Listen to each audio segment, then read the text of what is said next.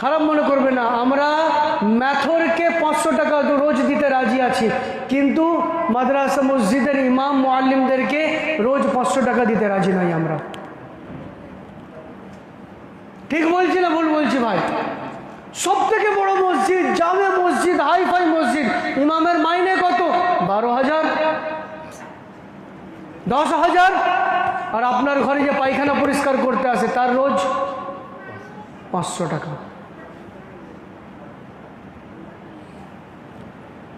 আপনার ঘরে যে ছুতোর মিস্ত্রি, রাজমিস্ত্রি কাজ করতে আসে তাকে আপনি রোজ 400-500 টাকা দেন।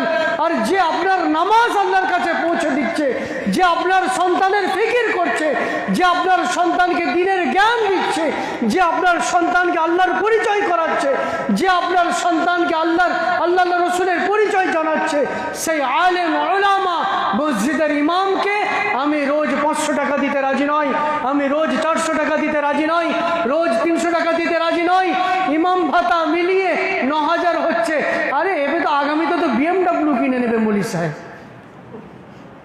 মৌলী সাহেব যদি কোথাও আউট ইনকাম 2-4 হাজার করেছে, তাড়াতাড়ি যত তাড়াতাড়ি পারি সেকে তারা এর অন্তরে কলজের ভিতরে দুনিয়া ঢুকে পড়েছে। কি বললাম?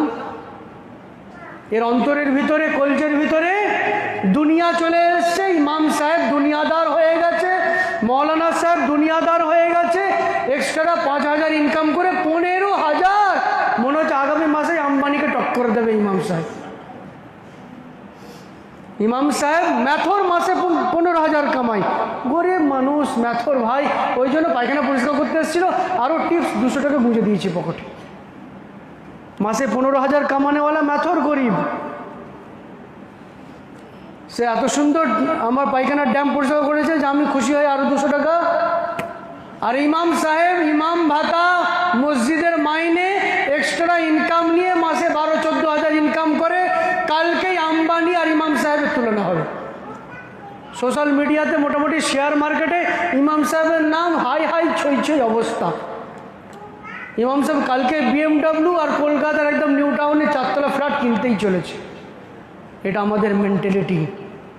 খোদার কসম করে বলছি, আমি আল্লাহর কসম খেয়ে বলছি, আমি খোদার কসম খেয়ে বলছি, যারা নিজের সমাজের ম্যাথর, নিজের সমাজের রাজমিস্ত্রি, নিজের সমাজের ছুতোর মিস্ত্রি থেকে আলেম ওলামাকে কম মনে করে, আলেম ওলামার মর্যাদা কম মনে করে, আলেম ওলামার উপর অত্যাচার করে, কাল কিয়ামতের দিনে প্রত্যেকটা মসজিদ কমিটি, প্রত্যেকটা মাদ্রাসা